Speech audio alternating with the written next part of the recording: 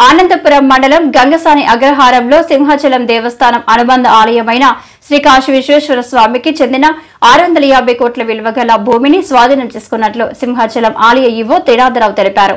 ఈ మేరకు ఈవో మీడియాతో మాట్లాడారు.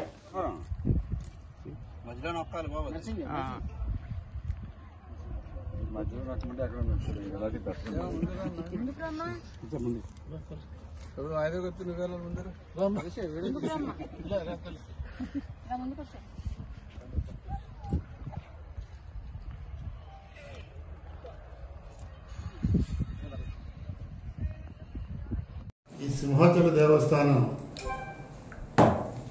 లక్ష్మీ నరసింహస్వామి వారి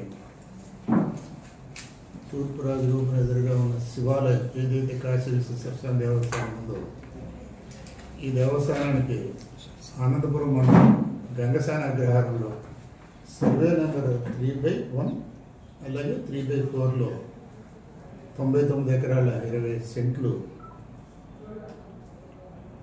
ఆక్రమణలో ఉండడం వల్ల దాన్ని ఎండోమెంట్ ట్రిబ్యునల్లో 2009లో ఎండోమెంట్ ట్రిబ్యునల్ కేసు ఫైల్ చేయడం జరిగిందండి.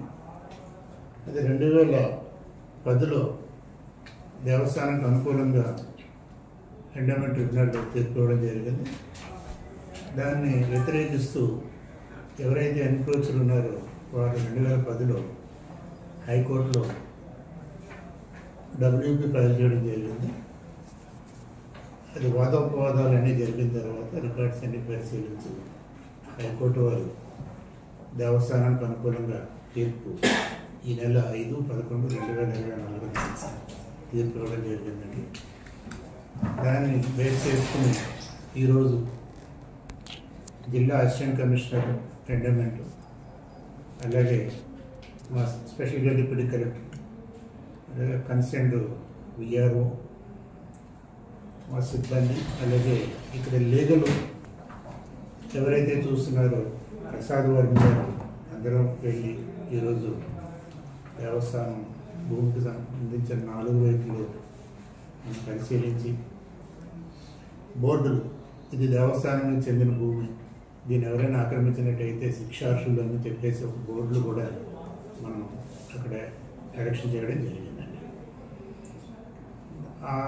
అది చూసినట్టయితే హైవేకి కిలోమీటర్ కూడా 1/2 కిలోమీటరు 30 కిలోమీటర్ల దూరంలో ఉంది. ఆ 3 వైపులా అది రియల్ ఎస్టేట్ కూడా అక్కడ జరుగుతుంది కాబట్టి ఇది అత్యంత ఖరీదైన భూమి. ఒకే ప్లాటు సుమారు మేము అనుకోవడం 600 నుంచి 650 కోట్ల వరకు ఉంటుందనే మాకు ఒక అంచనా అక్కడ చుట్టుపక్కల వాళ్ళని అడిగితే ఆ విషయం చెప్తున్నారు. అందులో చూసినట్టయితే మామిడి చెట్లు, జీడి మామిడి అలాగే కొబ్బరి, అక్కడక్కడ టేకు మొక్కలు కూడా ఉన్నాయండి. ఇది తాటి చెట్లు, ఈత చెట్లు కూడా ఉన్నాయి. అవన్నీ కూడా ఎన్యూమరేట్ చేయడం జరుగుతుంది. చేసి దాని మీద నంబర్లు కూడా ఇవ్వడం జరుగుతుందండి. మామిడి చెట్లకు ఒక సిరీస్, కొబ్బరి చెట్లకు ఒక సిరీస్ అలాగే నెంబర్లు కూడా ఇచ్చి ఇమీడియట్గా దాన్ని ప్రొటెక్షన్ వాల్ అనేది ఒకటి ఆలోచనలో ఉంది. ప్రొటెక్షన్ వాల్ కూడా ఏర్పాటు చేసుకోవడం, ఇమీడియట్గా దాన్ని ఆ పండ్ల సాయం అనుభవించే హక్కుని మన ఆక్షన్ కూడా పెట్టాలన్నది ఒక నిర్ణయం తీసుకోవడం జరిగింది.